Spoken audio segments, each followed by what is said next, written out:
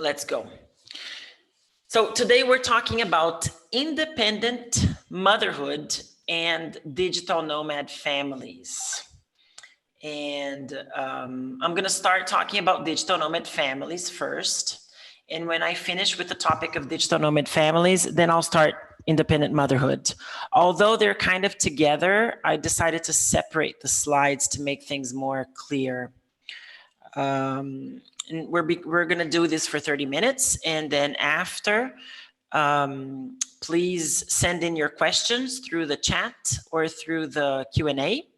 And Lucia is going to help me collect your questions. And she's going to interrupt me if she thinks it makes sense.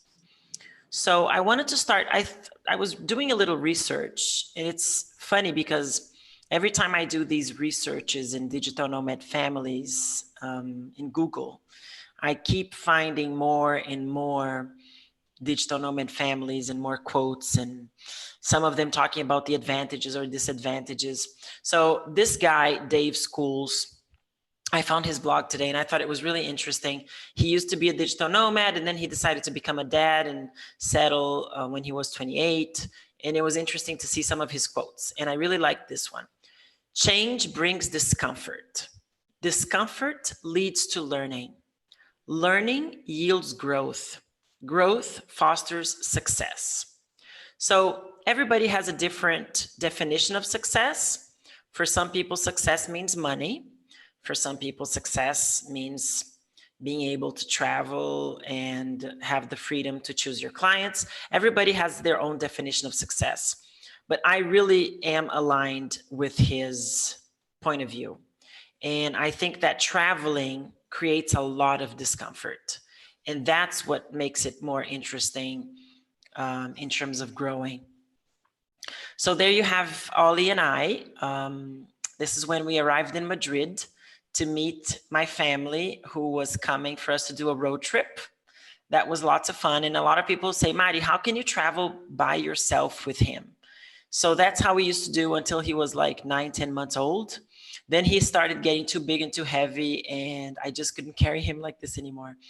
But backpack, Ollie, used to be like this in my, in the airplane and everything, sitting here right there with me, and the stroller. And I hate it when the airlines don't let me take the stroller or get the stroller right after I leave the airplane. I've actually been thinking about getting a stroller that I can take in the airplane with me. There are some of them that are super foldable and you can put them under the seat.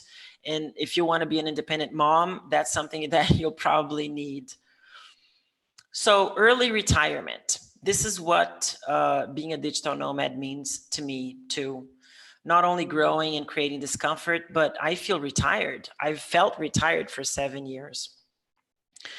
A lot of people, they just work and make all that money, thinking like, oh, when I retire, then I'm going to go and see, all these countries. And I just prefer to see it now while I'm still young and I still have energy and bring my family along with me. So some more images. That's last month in Thailand, in Chiang Mai, one of my favorite cities. And I was introducing Oliver to Loy Krathong. And here you see us with our lantern. And it was interesting because I had lived in Chiang Mai before when I was single for almost 1.5 years, like 3 or 6 months at a time. And now I came back with him and I didn't feel like Chiang Mai was, where I wanted to be. I was there for 2 months. And then I met some digital nomad families who talked about Hoi An, Vietnam, where I am now. And they were talking about how Hoi An was super baby friendly. So I decided to come here and I love it here. And it makes much more sense to be here now with a baby. So I'm happy that we're here. So advantages of being nomadic for the family. Quality of life for me, biking, beach, weather, food, collecting cultural experiences instead of just collecting things, learning to live with a backpack. I think that is very useful. We have the tendency to buy a lot of stuff and collect a lot of stuff. And when you're traveling, you can only have what fits in your backpack. So you have to learn how to live with little. Networking, expat communities, locals. I meet so many interesting people. Like when I'm in Valencia, I meet a lot of interesting people, but traveling to Southeast Asia, I meet many, many more people that are aligned with my values, because most people that I meet in Valencia are there fixed, and they're lovely. I love my friends there, but I feel like I speak the same language of people that are traveling more like me. Learning languages, creative communication. You should see me communicating with my Vietnamese nanny through Google Voice and body language. Discovering who I am, because before I started traveling, you get a little confused. You have all those friends that have been your friends since you were little. You have your family and you have all your roots. And when you detach from all of that, you really start giving space to learning who you are. The distance really brings me closer to many people. So my relationship with many people, I think, in my family and also friends, actually got better with distance, because when you WhatsApp or write or send audio messages, a lot of times I think it brings, I talk to some people much more when I'm traveling than when I'm in Brazil, for example, where I'm from. So remote work with flexible work schedule. That is something that if you start being nomadic, you're going to have to create remote work for you. And that is freedom. And I know a lot of people still think that they can't do it, but I think there's opportunity for everybody, and the opportunities are growing. And I always invite my career coaching clients to actually just look out the window and see what's out there in case I decided to make money online. What kinds of openings? And of course, you need to speak English. If you don't speak English, then it's going to be hard. Brazil, for example, remote work doesn't really exist in Portuguese. Unfortunately, most of the companies in Spain also are very conservative, and they still want the person to be there for them to believe that you're working. It's not very result oriented. So the other advantage is the cost of babysitter. Here it's like 1/3 of the price that I pay in Spain. In Spain is already cheap. Spain, it's about 1,000 euros per month to get the babysitter. And here I'm paying like 480 euros, but she's working 8 hours a day, 6 days a week. So it really gives me more time to work. And on Saturday, I can go have lunch with a friend. Not that I don't love having Ollie with me, but I think it's important for mental health for you to have some time for yourself. So it gives me inspiration, motivation, and creativity. When I travel, I feel much more inspired. And accepting different points of view, opening your mind, and healthcare, depending on where you're from. So if you're American, for example, a lot of Americans, they become nomadic, or they just keep living in Thailand, doing the crossing the border all the time because of healthcare, because it's so much cheaper and better in countries like Thailand. Here in Vietnam, I've been to the hospital twice actually with Ollie, because he had a fever and then he got his arm dislocated. But we didn't really need to see a doctor. We solved it before we actually saw the doctor. So I can't talk about the healthcare here yet. But in Thailand, it was amazing. The problem is that you need to ask for a refund later.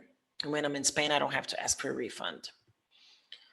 But here we are in Thailand, in this building that has this playground, and with other kids from other digital nomad families, where the babysitters could go downstairs and Ollie could play with the other kids.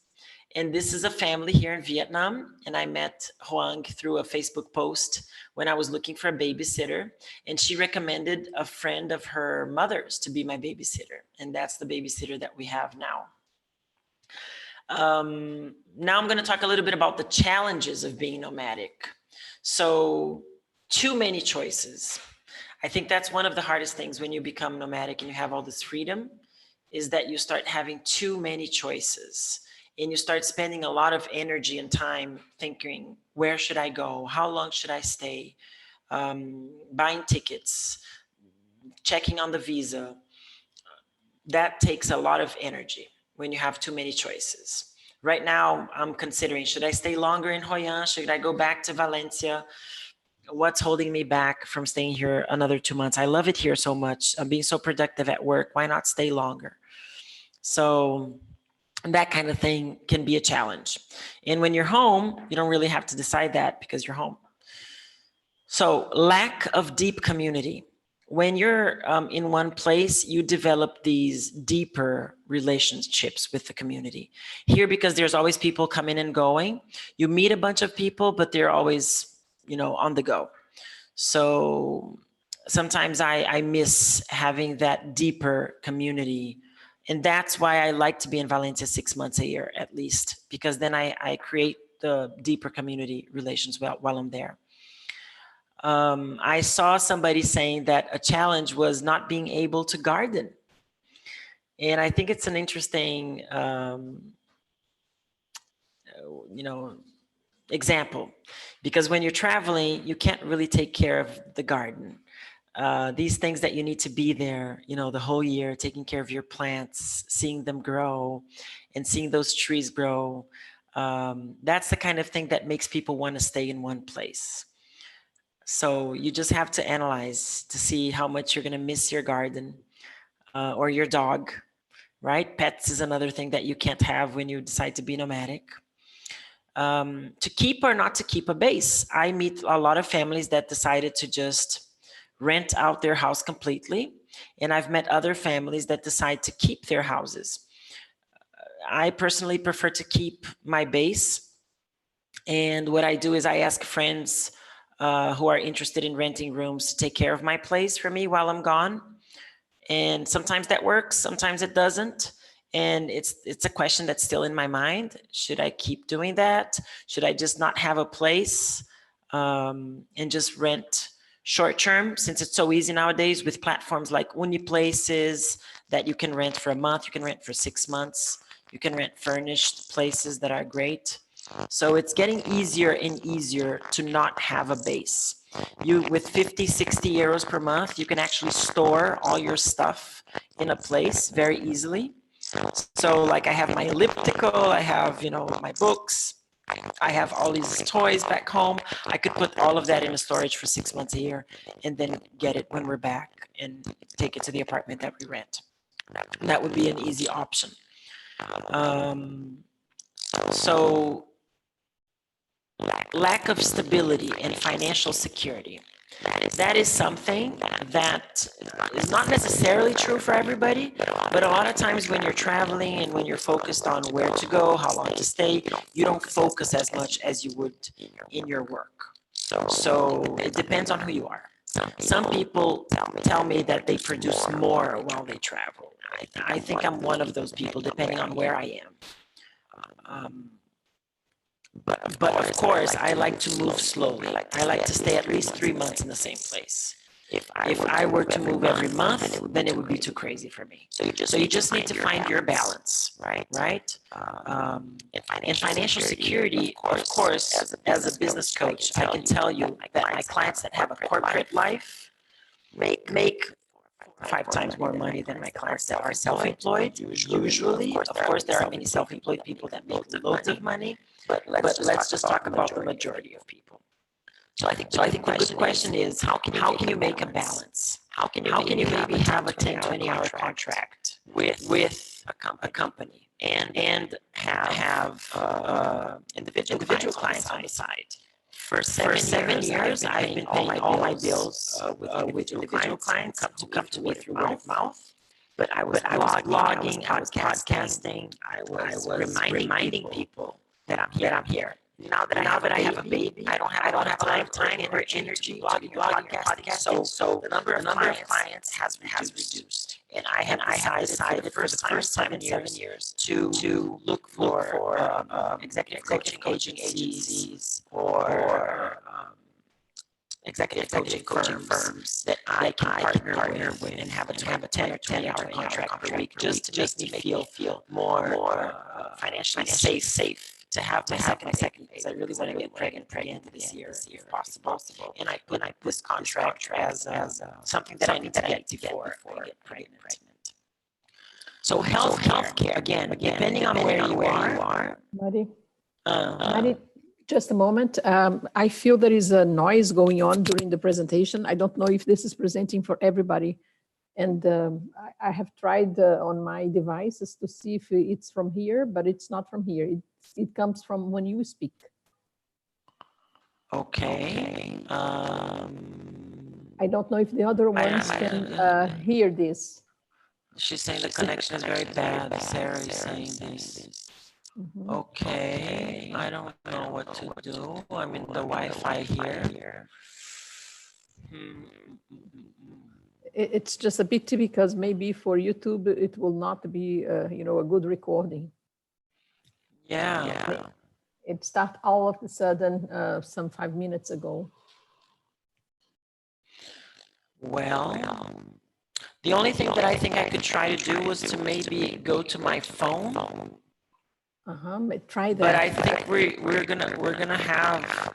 So how much do you get? Like, do you get 70% of what I say, Sarah? We can understand everything you say, but it just has this audio noise, you know, on the back all the time when you speak, as if it were an echo. An echo. Yeah, with. Let me try to get my other headset to see if it gets better. Okay.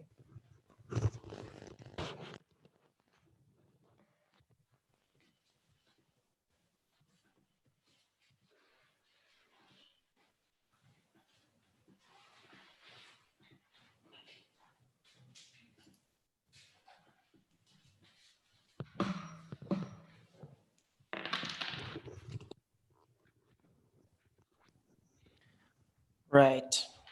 Let's see. Totally fine, Mariana. Oh, this was it. No, Yes. I didn't. I haven't even changed it. So if it's fine, I'm going to continue with this one. Okay. Now it's not happening anymore. Okay. So let's continue. If it happens again, you let me know, and I have the other one here. So I was talking about healthcare. Depending on where you're from, healthcare can be a challenge or it can be an advantage. Me being, living in Spain, of course, the health system in Spain is amazing, one of the best in the world. So having to spend and then to ask my insurance for a refund takes time. And so for me, that's one of the challenges. ATMs, some ATMs accept my card, some don't. So N26 and TransferWise or Revolut, those things makes your life much easier. There's somebody saying, oh, she said much better. Okay, so I guess it's just the Wi-Fi because I didn't do anything.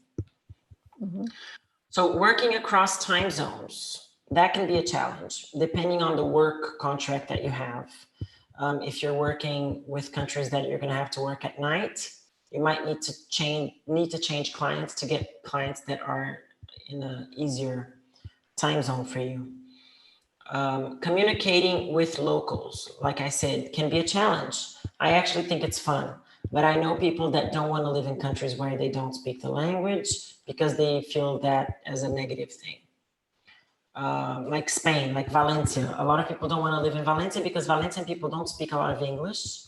And then if the people don't speak Spanish, they feel left out.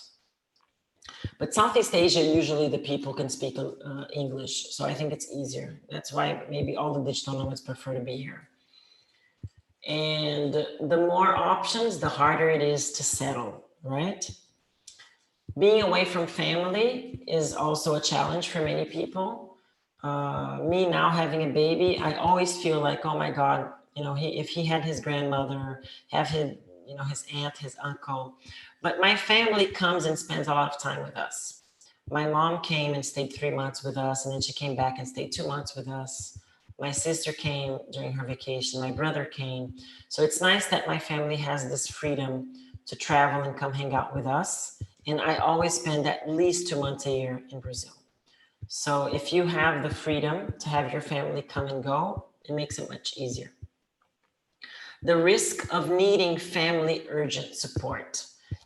Being a single mother, and because we're talking about independent motherhood right after, I think of things like, what if I'm walking with him in the street and something happens to me and I die? Ollie, today I actually sent a message to a friend asking her, where can I get a silver plate that I'm going to put on his neck with his name and my contact information for emergency? I got a message here saying that the Wi-Fi is bad again, so I hope this is okay. If something happens with me, whoever finds him can actually contact my family in Brazil so they can come get him. That's the kind of thing that if I were in my hometown, it would be easier. They wouldn't have to buy a plane ticket, fly half the world to come and get him. That's the kind of stuff that I think of as a challenge. But if we start thinking about everything that can happen, we won't do anything in life, right? So we're having so much fun. There's so many advantages of being here that I embrace the risk. And I make sure I meet a lot of people, and I have the babysitter, and I try to create a support system around me that if something happens to me, people will know what to do. Keeping your house and personal stuff safe. Like I said, you need to find a solution. How old should the kids be before we settle? That's something that every digital nomad family wants to know. From my researches, when the child is like 6 or 7, it would be a good idea to stay at least 8 months a year, like the whole school year, in one place, because they start developing community and friends in school.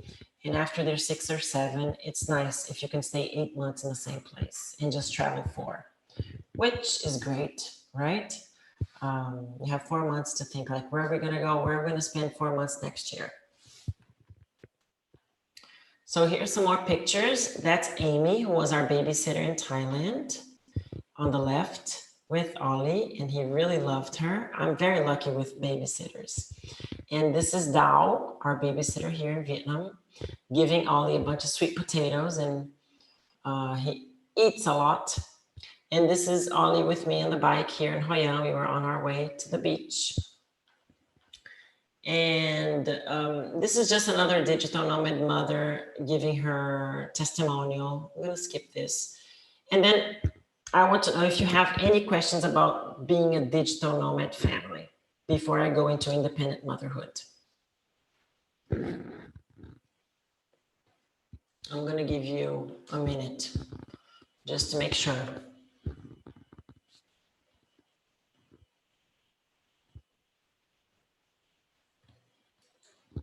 You can always send me the questions later too.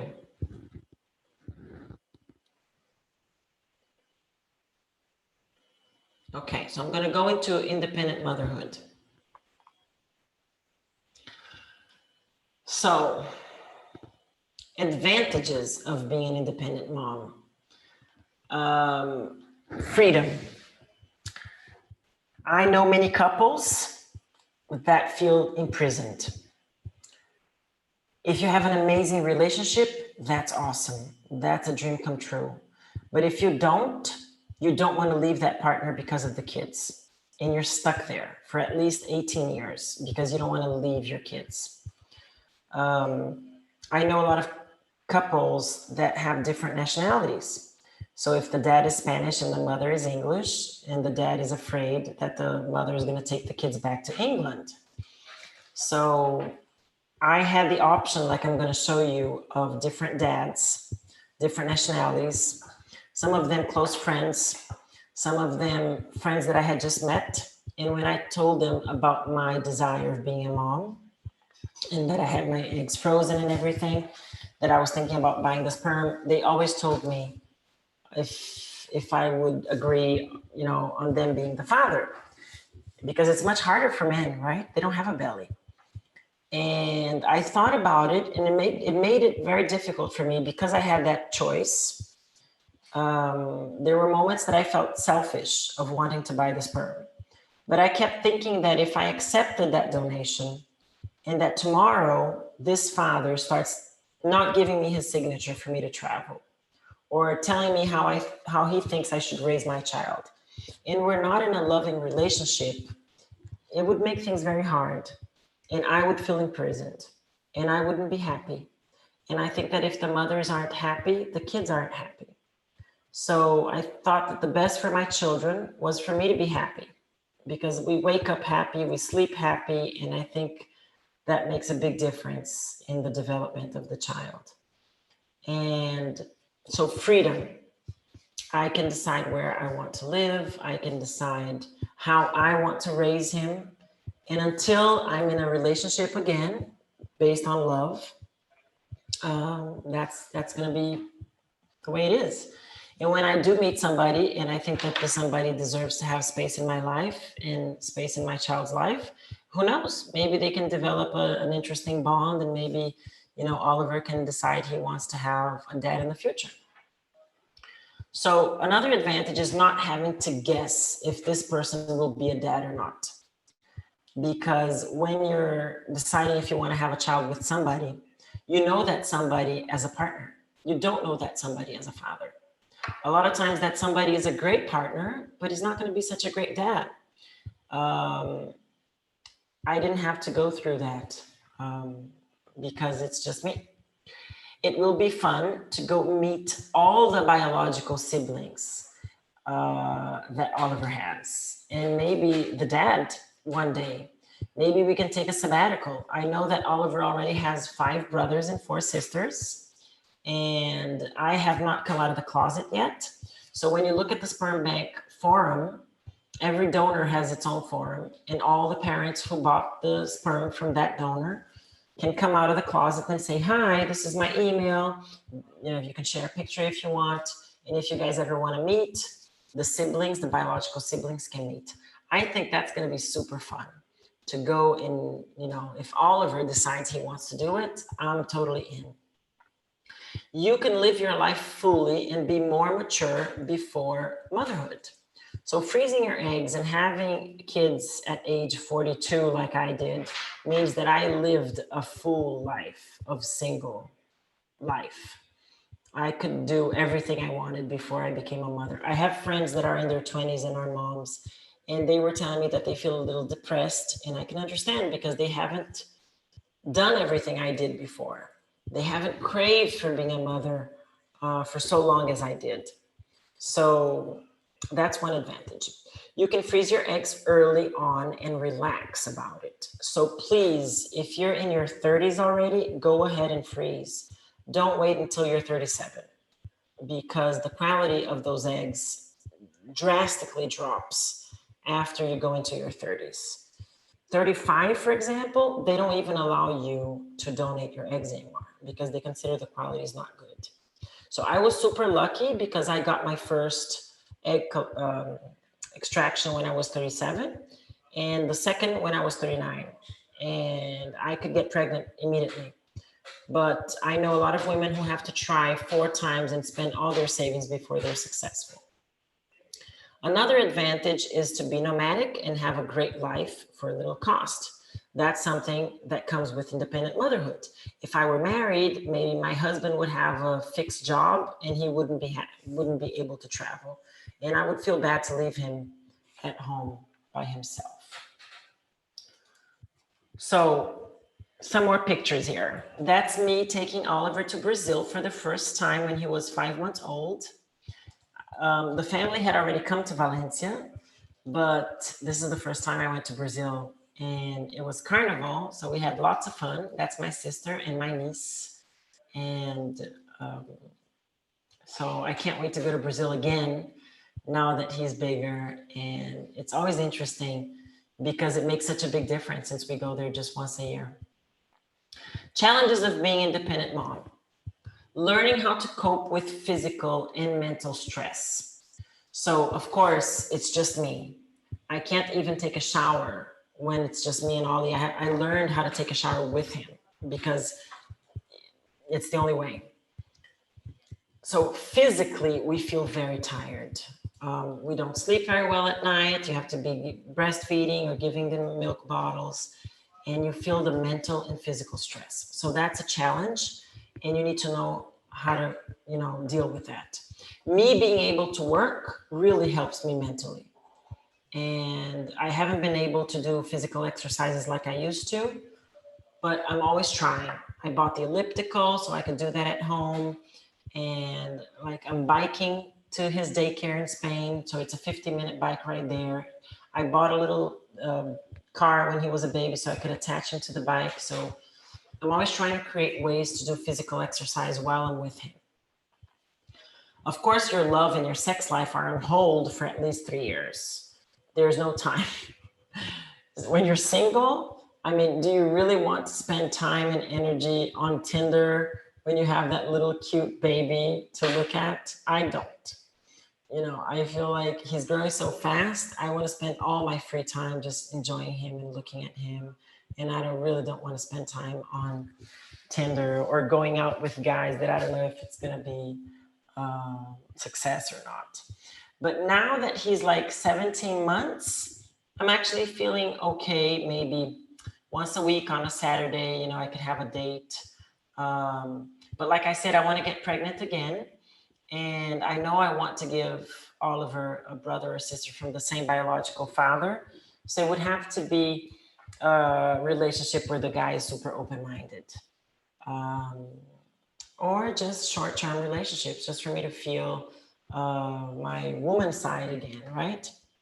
But that's a challenge, like a real challenge. I actually developed a group of friends in Valencia. We created a sex group for girls just for us to talk about sex. And like, if we can't have it, let's talk about it. And we talk about good vibrators. We talk about tantra massage and, things that we can do to keep our sexuality on, even, without the time of actually dating. Another challenge is expenses are all on you. So you have to have the physical energy, you have to have time to work, and you have to monetize because you have to pay the babysitter, you have to pay your house. That's a constant challenge. So if you have a chance to get your savings up and high before having that baby, it would make it much easier for you.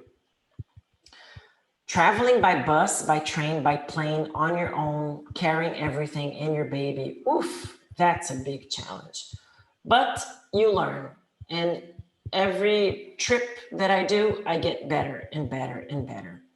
But with 2 babies by myself, no.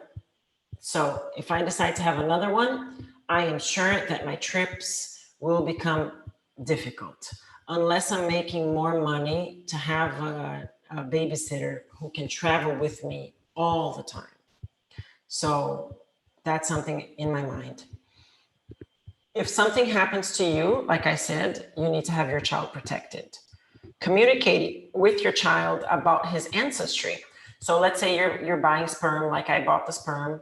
It is a big challenge, and it's something that made me wait for 2 years, was how am I going to talk to my child when he asks me, who's my dad? I didn't have that answer. And when I found the answer, that's when I felt strong to do it. So this is the answer that I found. And this was a big piece for my puzzle to go for it.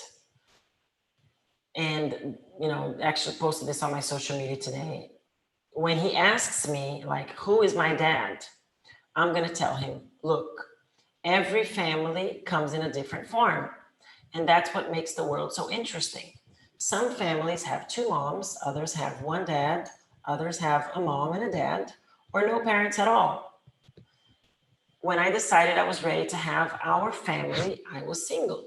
So I found there was a big house that single parents like to go to, where some very generous men and women can go and leave a gift, something that we need to have babies. So I went there because I wanted to have you. I chose the most special gift I could find, and it worked immediately. I got pregnant.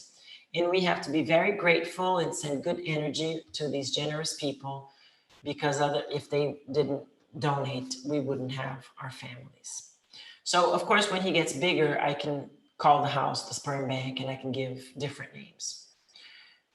One thing that I think makes independent motherhood much easier is family support. I have a lot of family support. I have family in Europe near me, in Zurich, in London. And I just feel that if I have an emergency, I have people supporting me.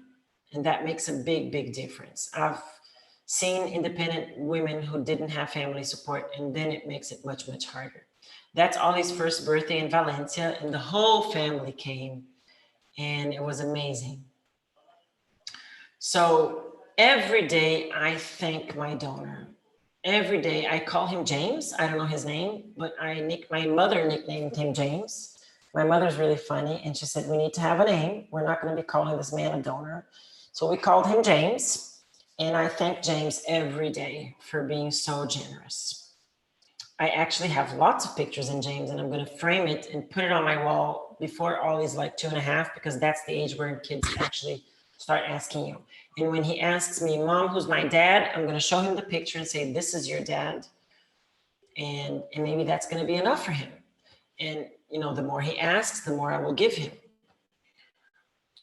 So why was motherhood so important to me? Well, I think we can skip this, but it was about feeling this love, learning how to put myself in second place. I think that we only really grow spiritually and we become mature when we learn how to put ourselves in second place. I mean, you can do that without kids, but having kids is one way to do it. And I wanted to have my own family, because family is a very important thing in my life. So does a loving family need to have a mom? Oh my God, it's 6:40. So I said we were going to do this for 30 minutes, and I can go on for hours here. I just want you guys to feel free to send in any questions while I'm talking. And if I see the yellow light coming on, I'll answer your questions, and I'll end this in 3 minutes. So does a loving family really need to have a mom and a dad? I don't think so. I know actually that a lot of families with just one parent has much more love than families with couples that are fighting all the time. Like I said, I tried friend donors. I actually asked some friends, I asked some ex-boyfriends if they wanted to donate, but things weren't happening. And when I finally decided to do sperm bank, everything happened naturally. There's somebody. Sarah, have you ever thought about an au pair? Yes, I have. I have thought about it, but the au pair is there's much more bureaucracy involved when I look into the au pair sites. I think au pairs are better when you're not digital nomads, when you're not nomadic. Because the au pairs, normally they want to go to that specific country. So a lot of people want to come to Spain and they want to be an au pair because they want to learn Spanish, for example. And when I tell them we're going to be in Southeast Asia, it doesn't make sense to them. So I just prefer to get a babysitter wherever I am. Now in Spain, I found an amazing solution, which is called, oh my God, what's the name of it? Casas de Nido. It's women who usually were mothers and they have a space at home and they take the kids in and they have this baby-friendly apartment, and your child has usually maximum 4 kids there, because the daycares have like 20 kids in Spain, 15 kids for 1 or 2 women, and then it's too many viruses. I prefer to do Casas de Nido, and I found an amazing woman there that Ollie loves. So I take him to her house. But there are so many options that we learn. So, yeah. Any more questions? Here are, like, this is Ollie. When I came to a business meeting, I bring him along and I talk about him with my clients. So if I'm having an online client, although he's with a babysitter, I know that if he makes any sound or if he needs me, I just tell my client like, oh, if you hear Ollie, so I incorporate Oliver in my life because I'm self-employed. Maybe if I get a corporate contract, then that will not be possible, right? Because you need to be a little bit more formal. But because I'm working with individual clients and they're always, part of my life, so we didn't have time really to talk about life banks, which I call them life banks, sperm banks and egg banks. I had huge lack of knowledge. I thought that, just people would go there and donate. No, they have to be going through exams for 6 months before they can donate. This is all in an article that I wrote, a 19-page article in my blog. So I was just trying to get some highlights to show you here. But 30 minutes is kind of not enough time, I guess. That's Neia, who was his babysitter for 7 months. She lives in Valencia and she's Brazilian. And it was great because she could speak Portuguese to him also. When I met a sperm bank mother and her 7-year-old child, that made a huge difference for me. That was one of the things that really made me feel safer, because I spoke to her child and I saw how easy it was for him. It wasn't like a drama. I think it becomes a drama when you don't tell them the truth. If you start telling them that their dad died, or if you start telling them, I've seen crazy, or if the mom buys the egg and she doesn't tell the child, she pretends that she's the biological mother. Why would you do that? Tell them the truth, because someday he'll know. And then it's going to be hard for him because you lied. Are there many nomad families in the world? Do you meet many of them? Oh, yes. So many. Like in this co-working, I'm in Hub Hoyan here. I know there are digital nomad families everywhere. Actually, a digital nomad family from Finland was who recommended Hoyan to me, and I met them in Thailand. And the number is growing so fast because people are learning that they can have much better life quality traveling than just, most of the families that I know that are always in one place, they end up investing in buying apartments, buying houses, accumulating wealth for, the university of their children. And you don't even know if your child wants to go to university. And to be honest, the universities out there, come on, much better for your child to be reading a bunch of books and traveling and learning a bunch of languages and learning how to code than to be going and spending hundreds of thousands of dollars in a university degree that they might not even use. So I really question the way society has been living. Yes, Lucia, I agree. If it only becomes a drama if you make it a drama. Exactly. Marina is asking me here in Portuguese if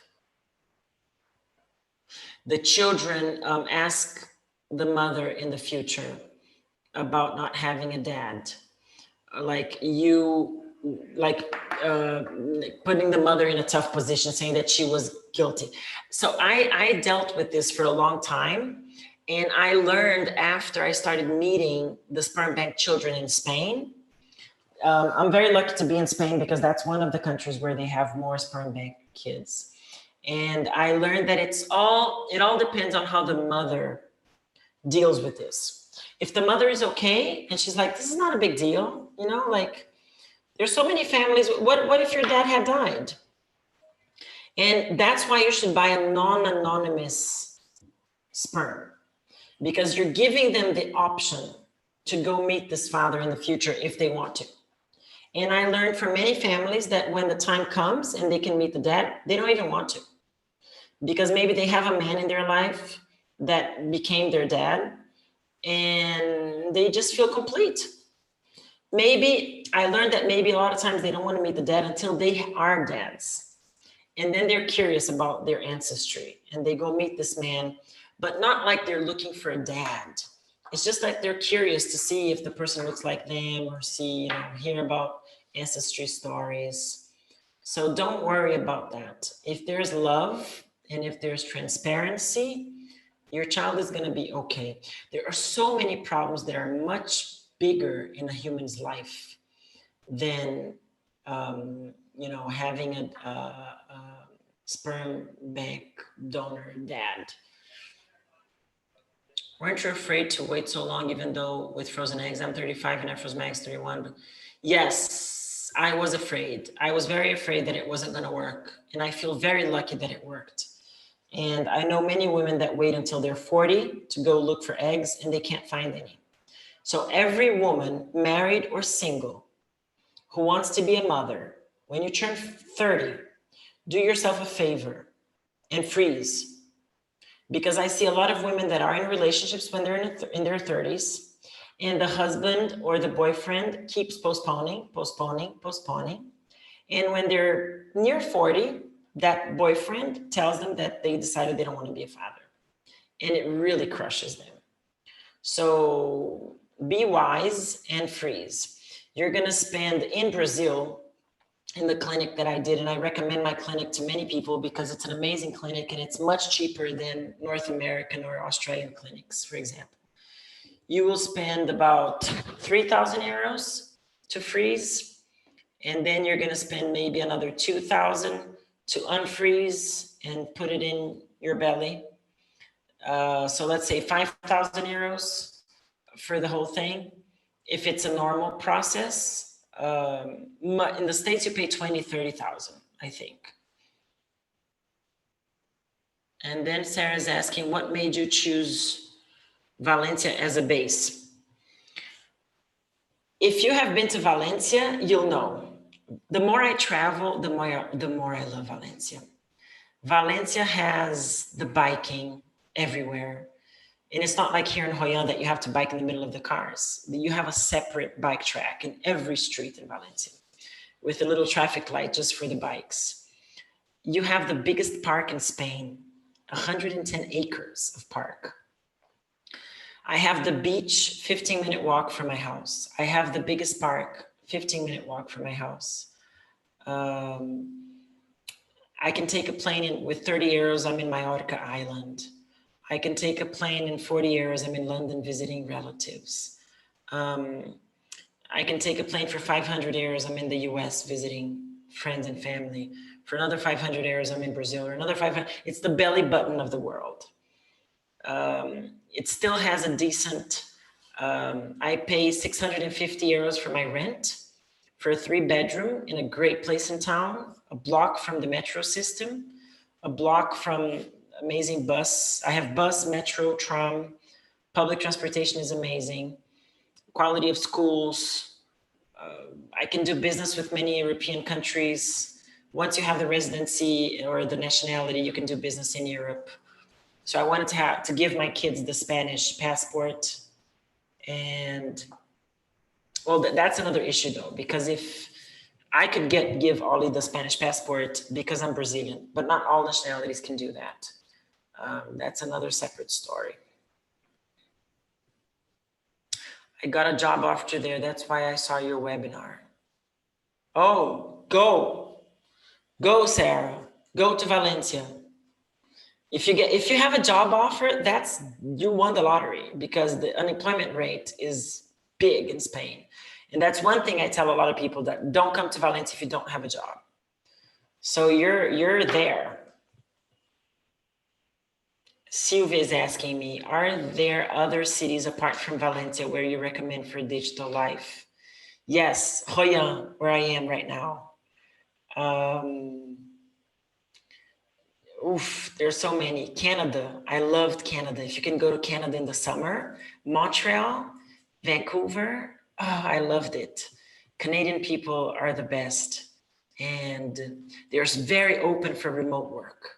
So I always recommend my clients to look for remote work in Canadian companies. I love Canada. I love Thailand. Now I love Hoi An. I only went to Hanoi. Hanoi was a little crazy for me. The traffic is too chaotic, but it was interesting. And I actually think that some cities in Brazil are very nice. I know many nomad families that like to go to the northeastern part of Brazil, to the beach area, that they are telling me now they have good Wi-Fi and they have good cost of life. And it's a little safer than the southeast part of Brazil that has a lot of crimes. Any more questions? So I need to apologize because I think I got too excited when I was preparing the slides, and I prepared many more slides than we had time for. Last webinar I did 1 hour, and this one I wanted to do 30 minutes. But yeah, I need to reduce the number of slides next time. So it was great. And feel free to send in your questions, and I'll make sure I put my, you have my WhatsApp information in my website. If you go to maripimenta.com, you can find all my information there. Let me try to scroll to the last slide where you have my contact info here. Oh, here it is. There you go. That's my WhatsApp, and this is my social media. So feel free to send in your questions. I always answer, and it was great to do this. Thank you for coming. And Marina and Sarah and everybody there who's thinking about, or you moving to Valencia or being a mom, do it. Lucia, thank you so much. Is there anything you want to say? I thank you for sharing. It was a great talk. Okay. Okay. So hopefully I'm going to be helping you with your webinar soon. Okay, sure. That's fine. Bye-bye, girls. Bye-bye.